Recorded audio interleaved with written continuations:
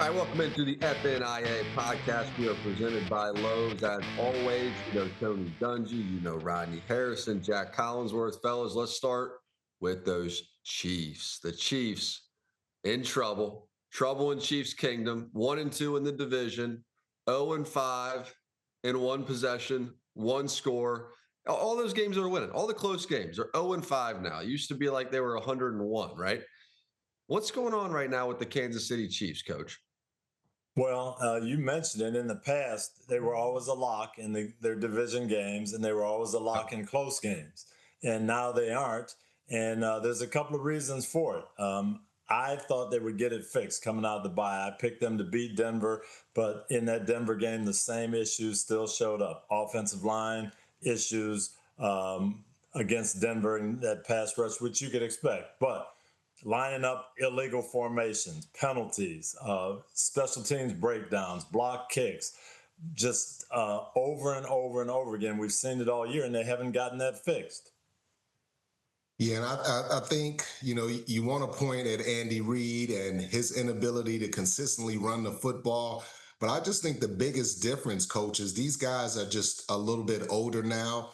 They've had a tremendous amount of success. They've won Super Bowls. They've made millions of dollars. And they just don't play with the same passion. They don't play with the same energy. Let me ask you this. When was the last time that we ever had to question a guy like Chris Jones? I mean, when did we ever question Chris Jones and his effort, his ability to play hard every single play? We haven't done that. And I think another big reason too is it's Patrick Mahomes. His inability to throw the ball down the field consistently and make those big plays. We talk about how great he is. Well, every week we see it time and time again: an underthrown ball, an overthrown ball, a misjudged ball. It's just been really bad. So I got to look at Andy Reid. I got to look at Patrick Mahomes, and I just got to look at some of those guys that have been there, Jack, that just don't play with that same passion that they played with before. And I don't know if I'm going to question the passion, but two things that I do see in that stat that Jack mentioned, the one possession games. Number one, they do not have a pass rusher who strikes fear in your heart. They can't get to the quarterback with four guys anymore, so they have to blitz. And these quarterbacks have been handling the blitzes better because they know it's coming. And the second thing I think they're missing, Rod, is Eric Bieniemy. Okay, you mentioned Andy Reid and not running the ball. I think Bieniemy was the one voice there that said, hey, we've got to run the football. Last week, they're playing Denver. Kareem Hunt is averaging 4.5 a carry. Very good. Carries the ball. They dial up 12 runs in the whole game. And I think Bieniemy in the past would say, hey, I'm sorry, Patrick, these RPOs, hand the ball off. We're going to run the ball. We're going to make it happen. They didn't always like it and didn't always like his style, but I think he was the one guy that kept them honest and kept them physical. Yeah, they always talk about drawing up plays in the dirt, but to me, it's just they don't have an identity on offense. It's all Patrick Mahomes. It's him running around trying to create something. And I got to look at Andy Reid and I say, Andy Reid, you have to establish when the Chiefs were at their best. They're running the football, they're physical, the play action pass, the bootlegs, the shots down the field, all that stuff worked when they were successful, Jack, running the football. I'm going to come in with the hot take here. I think they're going to be okay. I've seen it enough. They're 1-2 in the division right now. I understand it, but LA, who is not as good as they've been and are without those tackles, are now going to have to go into Arrowhead.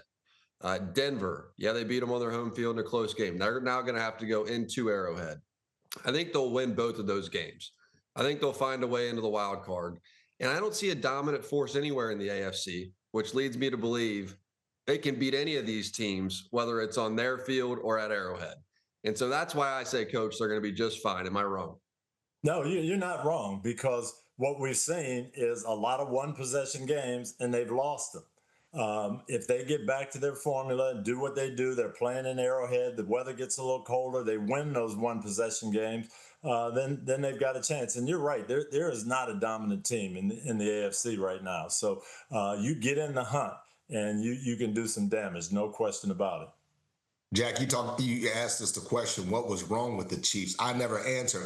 Hey, at the end of the day, I do believe that the Chiefs will make the playoffs. And coach, we talked about this on our post-game show. And I named Dallas, I named the Houston Texans, the Chargers, the Tennessee Titans, and the Vegas Raiders. Those are all teams. Those are 5 teams that I see that they can win at least 5 out of their next 7 games and make the playoffs. So, I have a lot of trust and respect for Andy Reid and what he's been able to accomplish, all those guys. And a lot of times, as a successful team, you get relaxed, but that doesn't mean that these guys can't turn it off and turn it on. I do believe they can turn it on and turn this thing around. Yeah, well, my question, they're playing the Colts this week, and they're going to have to score some points because the defense is not going to stop the Colts from getting 24 to 28 points.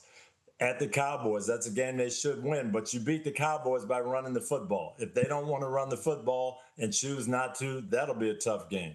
If the Texans have C.J. Stroud back, that'll be a tough game. So I know they can win them, but the way they're playing, they won't win unless they pick up the tempo. We shall see. We shall see. We've seen them pick up that tempo in the past. Let's get to another one of those teams in the AFC. The Buffalo Bills. And it seems like a question we've been asking for 5 years is, can Josh Allen continue to just go full Superman, team on the back, and march them forward to a great playoff run? 3 touchdowns throwing, 3 touchdowns rushing. How do you see right now the Buffalo Bills, Rodney? They're coming off the win over Tampa. No, I don't think just having Josh Allen is enough, because you look at them offensively, they've been inconsistent offensively. I mean, 14 points versus the Falcons, then 40 points versus Carolina, 28 points versus the Chiefs, then 13 points versus the Dolphins. So I don't think you can really depend on them coming out scoring 30, 35 points. And I just don't think you can have a really good, consistent team if you can't stop the run, coach. Defensively, in the playoffs, if you can't stop the run, Jack, you're not going to be able to stop anybody. Yeah, I look at Josh Allen's game against the Bucs, and it's good news, bad news. Okay, 6 touchdowns, 3 running, 3 passing, 2 interceptions, some missed throws. What that tells me is I feel like I've got to take control again. I've got to do it all. I've got to make plays. I've got to hold the ball. I've got to scramble around. And he can do that and did it well. But when you have to do that week in and week out, and you're feeling the pressure of, I've got to put up 6 touchdowns for us to win, that's when the problems start to happen. Yeah, and also there's a problem when you're, one of your top receivers, Keon Coleman, he doesn't dress for the game for whatever problem, issue. At this point in time, this is week 11. We shouldn't have issues like this, misunderstandings, or guys being late, oversleeping. You just can't have things like that. To me, the bigger concern is then you try to send him a message and go, you're a scratch from this game. And then he's on the field before and he's dancing and he's, doing all this stuff, messing around. It gives the impression like the message did not hit you. Like you didn't get the message, coach. I mean, if you sat a guy down like that and you see him out there dancing and joking and pregame warms, is that concerning to you, or how do you view that as a coach? What's concerning to me is his teammates coming out and saying, "Hey, you got to grow up, man. You got to be one of us now. We need you." I don't know if he's getting the message. We'll see, but that is a problem. And then that defense not being able to stop the run, that's a problem. The Tampa Bay Buccaneers did not feel great about their running attack. They're playing a backup running back, and they've run for over 200 yards. That's not a good sign. Yeah, I would have definitely pulled Keon Coleman to the side as a leader, as a captain, and had a conversation with him and said, look, it's okay for you to show enthusiasm and encourage your teammates and cheer for your teammates, but all this dancing and looking at the crowds, and we're not going to have that, or we're going to send you in the locker room. Mm-hmm. Mm-hmm. And that's what great leadership is all about. Rodney Harrison was just that. And remember, those Bills, they have the Texans. That's tomorrow, coming up on Thursday Night Football. So that'll be one of those games where it could be interesting. Texans have been looking a little bit better. Let's get into these playoff pictures and on both sides. Start with the AFC here. We're talking about Kansas City. There's 3 teams within 1 game of the wild card spot right now on the AFC side. Denver and New England. Who would have thought? Denver and New England are both 9-2. Indy is 8-2. The Pittsburgh Steelers with Aaron Rodgers, who is now hurt, are 6-4. They're leading the North. And that's what the wild card group looks like. Coach, I'll start with you here. Walk me through your thought process seeing this picture. Well, I look at those three teams on the left. I think they're going to be in the playoffs: Denver, New England, Indy.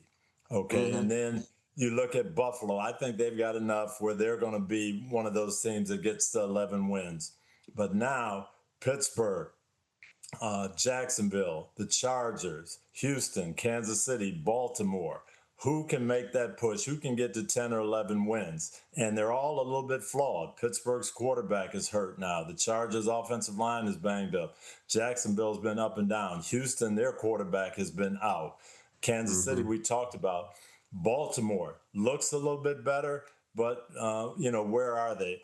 I kind of looked at the schedules, and I think the Jacksonville Jags schedule really breaks easiest for them. They've got some really, really winnable games. They've got Arizona. They've got Tennessee twice. They've got the Jets. So that lets me think, hey, this is a team that could get to 10, 11 wins. I'm not sure they're the best, but I like the way the schedule breaks. So I'm looking at them as a team. And then I think it's going to come down to Pittsburgh and Baltimore at the end. The winner is going to be in, the loser is going to be out.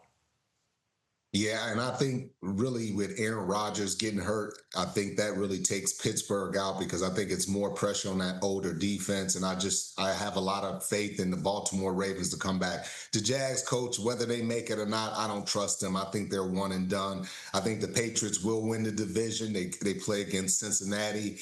Did Jamar Chase get suspended yet? Did we hear anything on that? Yes, he is out. Definitely out this week.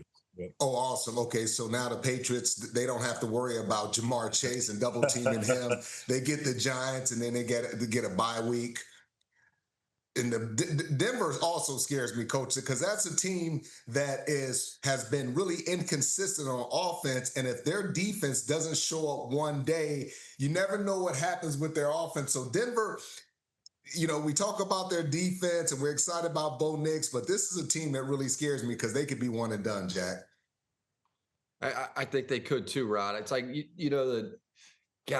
winning that ugly style. And when you have that good of a defense, is it sustainable? I think you can do it against these good teams. Can you do it in the playoffs?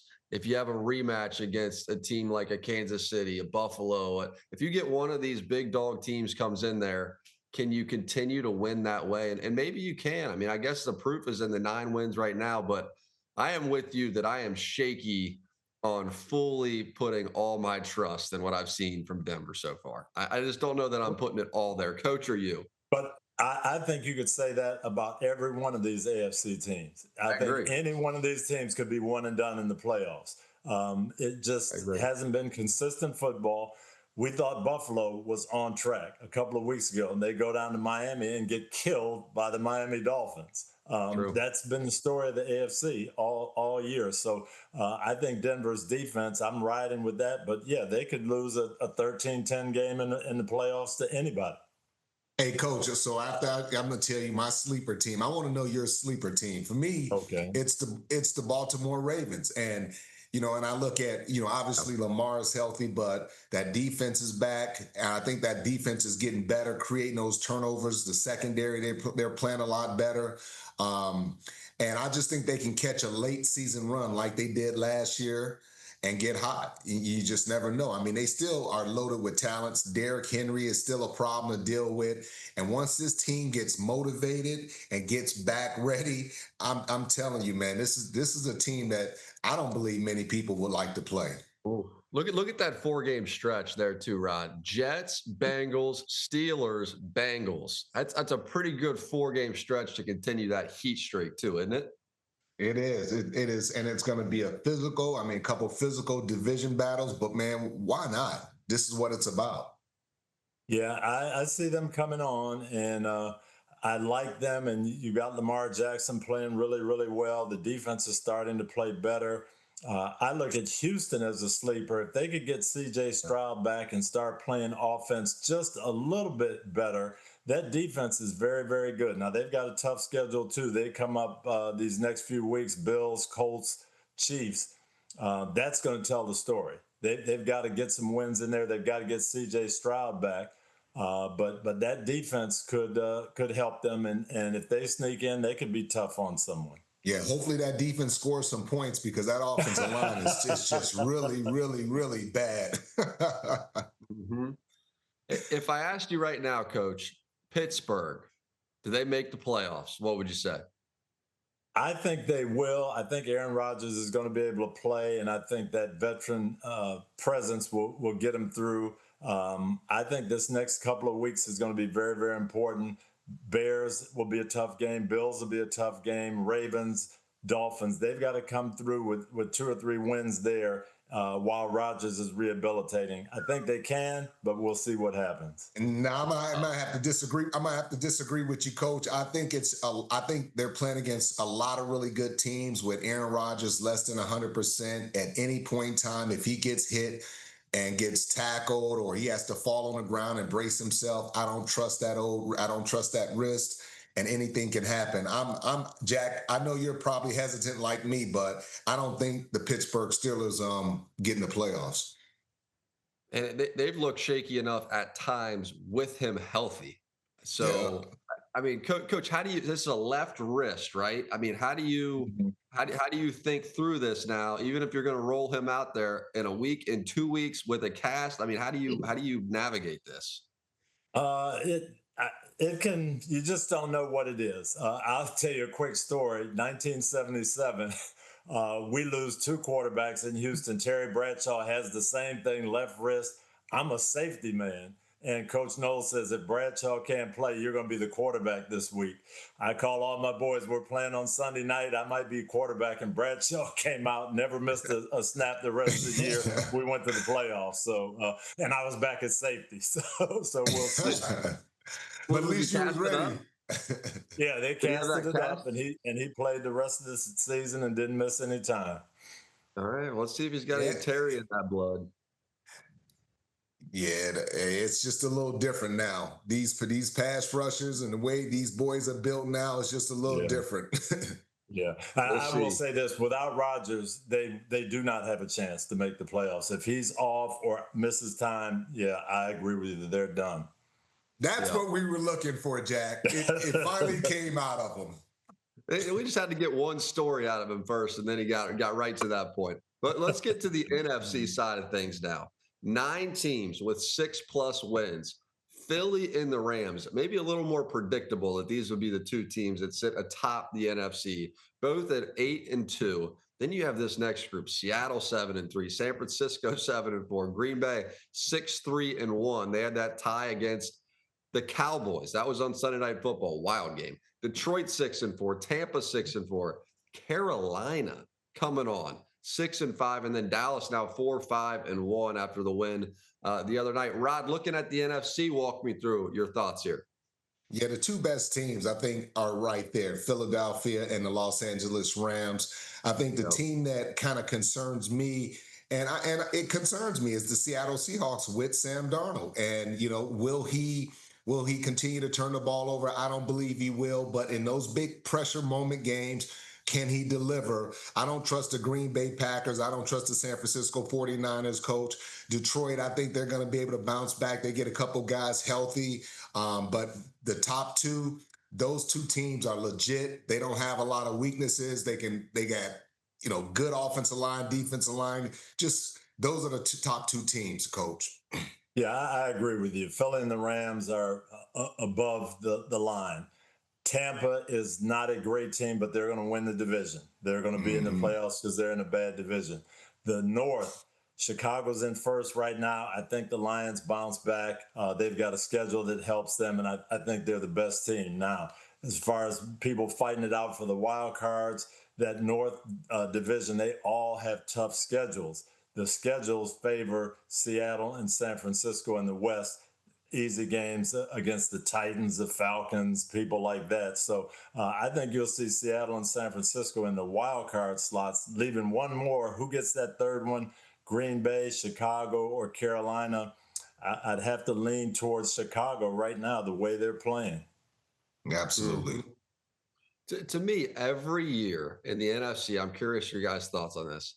It is dominant defensive lines that comes out of the NFC. AFC maybe a little different because it's been the Chiefs so often. But in the NFC, it's just who has the dominant and the depth at the defensive line. And when you guys talk Philly and you talk the Rams, Rod, that's the first thing that comes to my mind. Is that similar for you? Yeah, and that's what these teams are doing. They understand that we have to build our teams up front. Yeah, the shiny parts look good, but if you want to win in this conference, you have to build everything up front, protecting your quarterback and being able to get to the quarterback, coach. Yeah, no question. And that's where Detroit was, but there was some injuries. They're not the same. They're not as dominant on the defensive front. That's why I kind of lean towards Seattle. I think they're the next team in that group that can compete that way with a defensive front that can pressure you.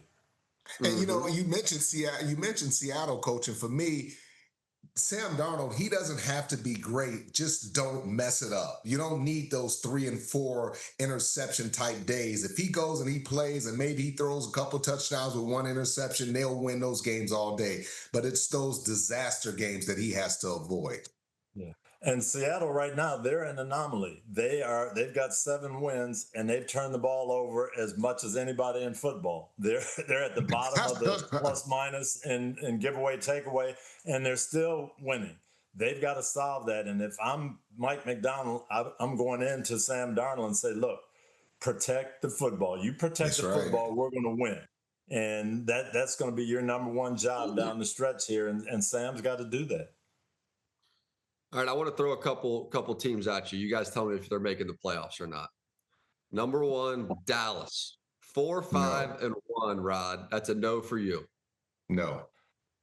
I'm a no on that as well. I just think if people go in there and run the ball against them, that's going to be a problem. Their receivers are playing great. Dak Prescott's playing great. But if you run the football and control the clock, you shouldn't have a problem with Dallas right now. Yeah, and their secondary isn't great either. So, yep. Carolina, are they making the playoffs? Rod, you're shaking your head no. Why? I say no. Just they've been, you know what? It's a good story, and Bryce Young has shown a lot of positive things. They can run the football at times. They can play good defense, stopping the run. But overall, the team is just up and down, and still trying to look for that identity. I just see other teams in the NFC, I believe, that are better than them. Yeah, they've won a lot of close games. They've won some games that maybe they shouldn't have. And then you look at their schedule down the stretch. 49ers, Rams, Saints is a winnable game. Okay. But now you finish Buccaneers, Seahawks, Buccaneers again. If you do make the playoffs, you will have deserved it. But I don't see them coming through that schedule. Okay. This is a fascinating exercise. What about you, Jack? What about you? Just off of what Coach said. I don't think either one of those teams probably makes it. I like Dallas better just because of the way Dak's playing. And I think they're a team that can maybe score enough points, almost like the Bengals, of years past, where it's like, yeah, they got weaknesses, but can Dak overcome those by putting up 35? Can he do that enough down the stretch? And he seems to really like CD. He seems to really like George Pickens.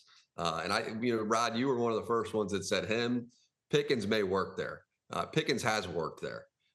So for that reason, I think that they have a chance. The defensive line has gotten much better. In particular, the interior of that defensive line. Kenny Clark was phase 1. Phase 2 was Quinnen Williams. And Rod, I thought Quinnen Williams really showed up in a big way on Monday night. The last time we saw him. And you go, okay, if that improves and you pair that with Dak, that could be something.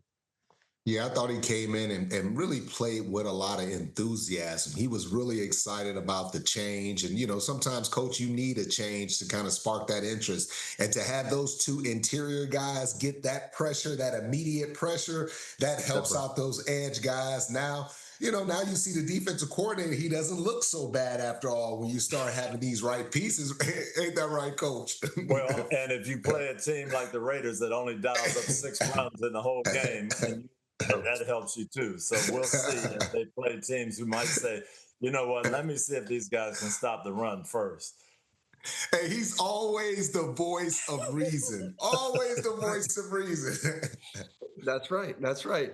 I do think at least Jerry Jones has the right philosophy going here. Like you want to beat the Eagles and you want to beat some of these great teams in the NFC. Like you can't have nothing on the defensive line. And at the start of the year, it felt like they had nothing. And now Well, they at least have some pieces starting to come in. Rod, is that how you see it here? hey, I think he's gone back to the 80s and 90s when the Dallas Cowboys had really, really great teams. Absolutely. And and the way he built his teams were up front. It was the offensive line, it was the defensive line. They were the biggest, baddest dudes on the block.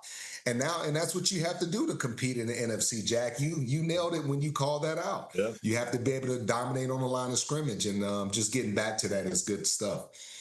Mm-hmm. All right, well, let's get down to the young quarterbacks continuing to shine here. You go back to the 2024 draft class, and we got a few of them now sitting at first place in their division. When you sit back and think about, oh, yeah, that's true. Caleb Williams, Drake Maye, and Bo Nix. Coach, who's impressed you the most in that group?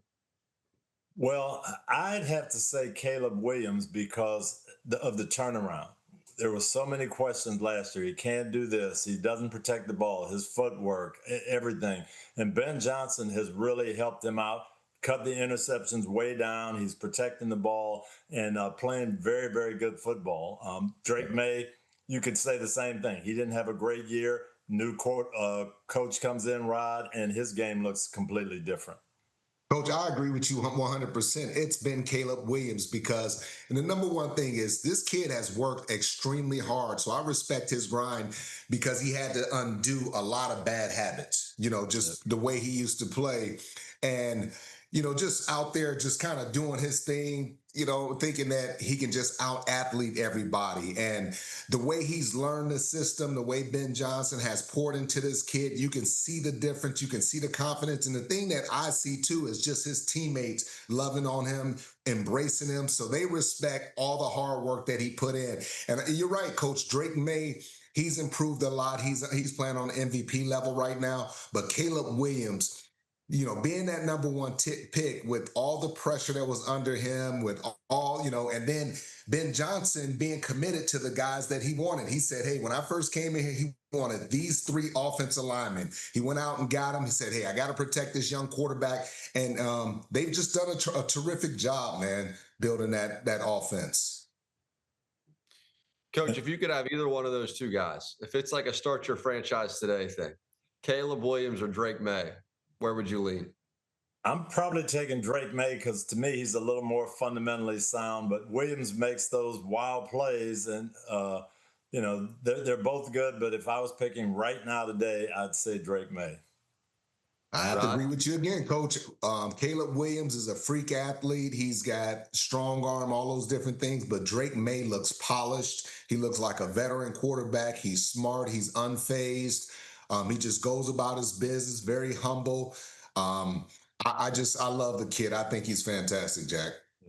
And let me say this, let's not sleep on Bo Nix, okay? He hasn't been great and hasn't put up the big numbers, but Sean Payton's a good coach, and Bo Nix, what he has done is made those game-winning plays in the fourth quarter that they've needed, and, he's playing good ball for him too. Hey, Coach, that's a great point because I want to show Bo Nix all the love and respect in the world because it's hard to do what he's done the last couple years. He's a starting quarterback, and some of those throws that he made in that Kansas City game was just phenomenal. And you can look at his numbers and say he's been up and down, but at the end of the day, I trust this kid. He's got heart. He's got toughness. I will let him lead my team any day of the week. This kid, period. He's got everything you need. I love the toughness, and he's just going to continue to grow as a football player. Yeah. Well, I would have been the only one on that question that would have taken Drake Maye because he has impressed me the most. Caleb Williams, it's nice to see him have some structure because when he runs, it's unbelievable. You go back to USC, we did a few of their games. it's special, Coach, right? The problem was Yeah. he just did way too much. I mean, he would just would if it wasn't there, it's like magic every time. He's taking big hits left and right, interceptions, and now he's brought that back in, and now it's just special on occasion, which has been a much better formula. But to me, Drake Maye has been phenomenal, and he's so calm and cool. And man, I think they're going to win multiple playoff games this year. Go ahead, Coach. No, I was going to hold on. Him. I'm sorry, Coach. I was going to talk about one thing that just stood out when I'm watching tape with him and that's his pocket awareness. Like when he's in that pocket, and Coach, when he's looking down the field, it's just rare for a young guy to be able to feel that comfortable and know. And it's not like by accident that he continues to escape. He knows exactly when he feels the pressure, then all of a sudden he escaped. I just think it's so good as a young quarterback that he's able to do that, especially in those big moments. Just really impressive. Jack. And we were up there, and Mike Vrabel said something that really stuck in my mind. He said he told him he doesn't have to play hero ball all the time. We've got a great system. Let the system work. Get it to your playmakers.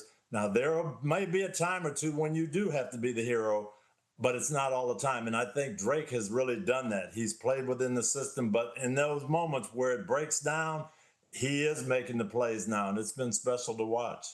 And also, Coach, he's not only is he making the plays, there's times when he's taking the sacks. And it's okay to take a sack. Yes. It's okay to take those sacks instead of, like you said, get out the pocket and do something that's not really smart. And that's what I love about him. The fact that he realizes that I can't be the hero. I have to take some sacks at times, and that's not a bad thing for their offense.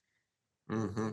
Well, I love the connection between the prior question and the next question, which is, first-year head coaches turning the teams around so quickly. And who's impressed you most out of this group? Because Vrabel, Ben Johnson, there they are right in the middle of that mix. Liam Cohen, another one with the Jags. But Rod, New England, I mean, who's impressed you most in that group here? Well, it's been Vrabel, and no one could have predicted this. I mean, just so how quickly that he was able to go in that locker room and change the culture, get the trust and respect of that locker room. Think about it. They've had 3 head coaches in the last 3 years. And, when Bill left, it was a lot of bad negativity. It was a lot of scar tissue in that locker room, and he had to come in there and really break down a lot of that scar tissue to get those players back enthused to play, get them back excited about being there. And he's done a terrific job, Coach. No one would have ever thought the New England Patriots would be right now 9-2, a game and a half ahead of the Buffalo Bills or whatever in the division in first place, Jack. I agree with you. I did not expect it to happen this quick. I trusted Mike Vrabel that he would do it and get it changed around, but done it much faster than I anticipated. Ben Johnson, you have to give him some props because he has changed a culture that was bad for a long time. They didn't have anybody probably in that building that was used to winning. And he's given them the thought, we can win any game. We can come back in the fourth quarter and do it. And he's changed the mindset too. But Vrabel did it very, very quickly.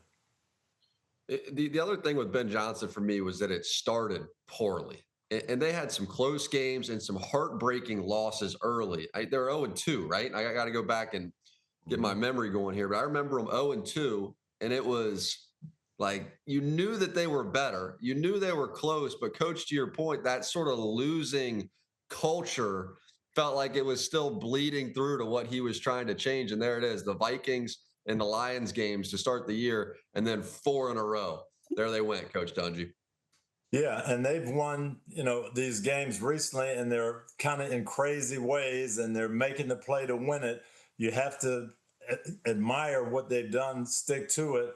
But again, this is a team that's learning and growing, and some of those wins could have been losses, but they believe that some way, somehow they're going to make a play in the fourth quarter to win it. We'll see now coming down the stretch because Steelers, Eagles, Packers, 49ers, Lions again, they'll get tested for sure. Yeah, it's not like as a defensive player having a good offense to put up points and just a fun offense that could put up some points and score and run the football, pass the football. That's something that the Bears haven't had in a long time. They've had solid defense. They just haven't had that hope in their offense. Let me ask you one final question there. Detroit or the Bears? Who would you believe in more at this point, Rod? Detroit, who we just saw lose, or the Bears? I would say it's tough because right now it actually depends on, are we playing inside or outside? Always does. um, I was going to say the Lions because of Jared Goff and him being a veteran, but that has something to do with it, man. The inability of Detroit Lions to play outside in those brutal conditions, man. So I'm gonna go with the Bears right now. I trust Ben Johnson and the Bears defense because they created a lot of turnovers, Coach. Yeah, no, I'm saying Detroit. Detroit's got a better team. They've got better overall offense, and I think they've got a better defense overall when everybody's healthy. Mm. Chicago 5-1 in one possession games. New England 5-2 in one possession games. Amazing in this league how often it comes down to just that. Sunday night football this week. Really interesting. NFC. This is the second week in a row. Just NFC heat coming your way on Sunday night football. And this time though, the Bucs are in a little bit of sticky territory. They've lost 2 in a row. The Patriots and the Rams were those 2 losses. Or excuse me, that they now have to play the Rams on Sunday Night Football, but they've lost 2 in a row going into this game. Coach, how do you view this Bucs team right now? I know you're there in Tampa. Yeah, and what it is, you've got an injured football team. Baker Mayfield is playing great football. They've got a lot of confidence. They've played some tough games, but they don't have all their weapons. And so that's a little bit of a problem. And then on defense, they just don't have that pass rusher that can create havoc. And Todd Bowles has to create it. So against the average quarterbacks or the quarterbacks that don't have a lot of experience, those blitzes come and they disrupt everything. Now, when you play the Josh Allens, you play the Matthew Staffords who know what's going on and can handle the blitz, it's a little tougher on them. That's where they are. I think it's going to be a good game, but I just think the Rams defense is ahead of the Bucs defense right now, Rod. Yeah, and I think the Bucs have to come out and really establish that run and just to really kind of slow down those pass rushers. When I look at the Rams, if there's one weakness or one, and their secondary is playing a lot better, I would say you can still attack those corners. So I still have a lot of confidence in these Bucs young wide receivers to attack that secondary of the Rams. But the key here, Jack, is they got to protect Baker Mayfield because they have 4 guys. They get interior pressure. They get pressure from the outside. They keep those guys fresh. They rotate them. And that's really the stalwart of their team is that pressure. So it's going to come down to Baker Mayfield not turning the football over. If he won't turn the football over and push the ball down the field, I think Tampa Bay has a chance. They do, and you hit the nail on the head. Come out running the ball like you did against Buffalo, so you get them on their heels. You throw when you want to, not when you have to, and stay away from the turnovers. Sam Darnold and the Seahawks move the ball on the Rams, but turn it over. So if you're the Bucs, we've got to stay balanced. We got to protect the ball, and we'll be in good shape. Yep. Coach, you said it. It was the Patriots and then the Bills. So it was the 2 teams out of the East that had just beaten the Bucs. The Rams now on the other side, they've won 5 in a row. They are on a heater. Baltimore, Jacksonville, New Orleans, San Francisco, and Seattle. Those are the wins coming into this one for the Rams. We just saw Philly in a nasty weather game and what they did to Detroit. And now we get to see the Rams, Rod. Those 2 teams, I mean, is there one you believe in more, or is it you want to see how this last month or so plays out? How do you see the NFC at the top? Well, I picked the Rams this year to go to the Super Bowl because I just felt like, I felt like if they could get a little bit more experience in their secondary, maybe another good linebacker, they'll have an opportunity. They went out and got I think they went out and got Poona Ford, and I think they're just better on defense across the board. I think offensively adding Devontae Adams is huge because now they have 2 number 1s, and it's just they run the ball. They do so many different things. They come out in different formations. 3 tight end personnel groups. It's just Sean McVay does a lot. He puts a lot of pressure on the defense. So, I've seen the Bucks, Coach. I don't know if you watched the tape, but the Bucks, they've let some guys go free in the secondary. They've kind of had some miscommunication. So just wondering if Todd Bowles, if he simplifies a little of that defense. I don't think he can. I think he's got a blitz to get pressure. And if Yeah. Matthew Stafford, if they handle the blitz, they'll have some guys open because the Bucks cannot cover these receivers over a long period of time.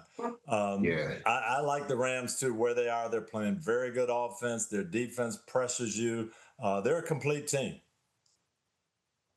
I look at Matthew Stafford. The last 7 games, so that would be since the loss to Philly, which was the result of the blocked field goals at the end of the game, really. 22 touchdowns, 0 interceptions since the loss to Philly. On the season, 27 touchdowns, 2 interceptions, right there in the thick of this MVP race. Could they have higher end quarterback play? Like the Rams, to me, are the team that can beat Philly. Now, I know there's a long way to go. Injuries will happen. Teams will change and fluctuate. It does every year. But the Rams, to me, are the best positioned and built team to beat Philly. Would either of you disagree?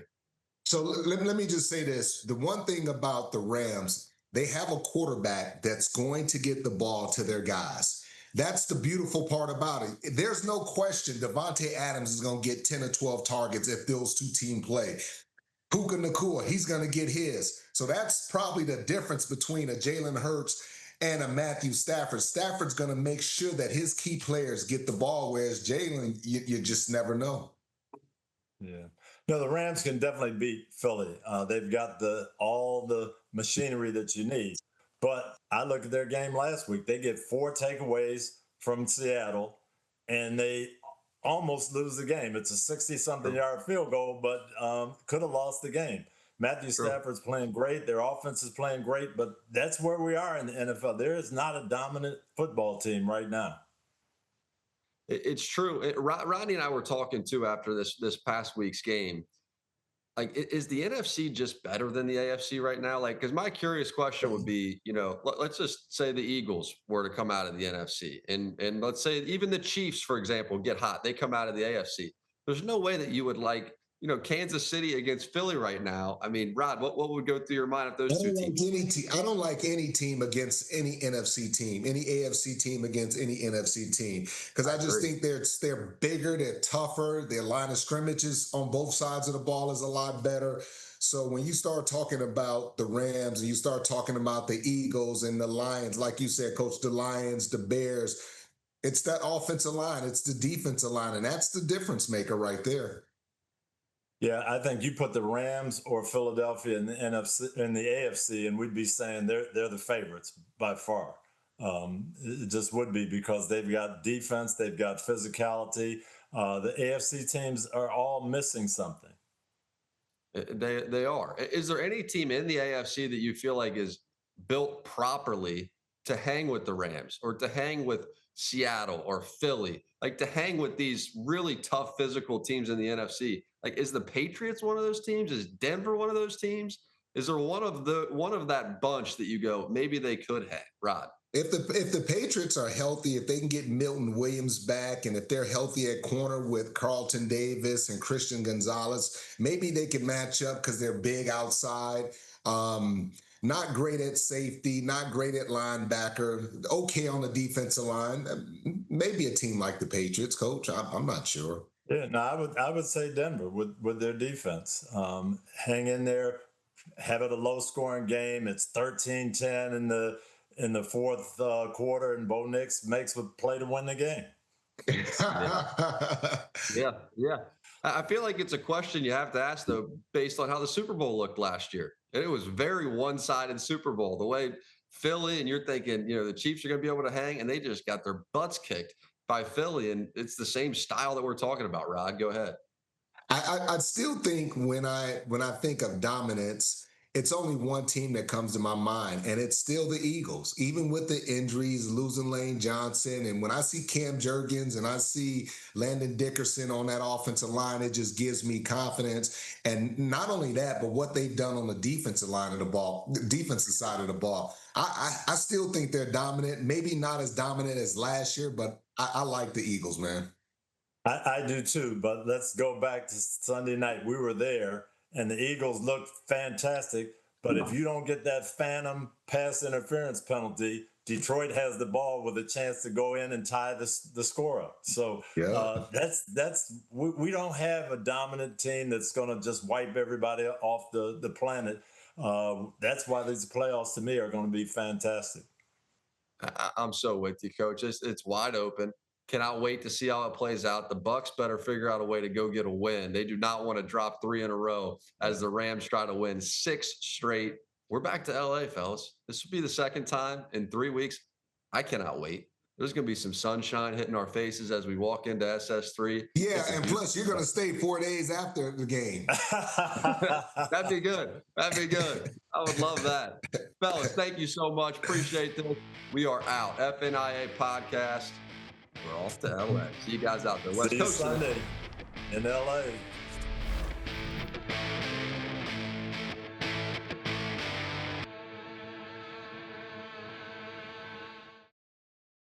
Hi, I'm Mike Tirico, and thanks for watching. Make sure to hit subscribe for the latest news and highlights from NBC Sports.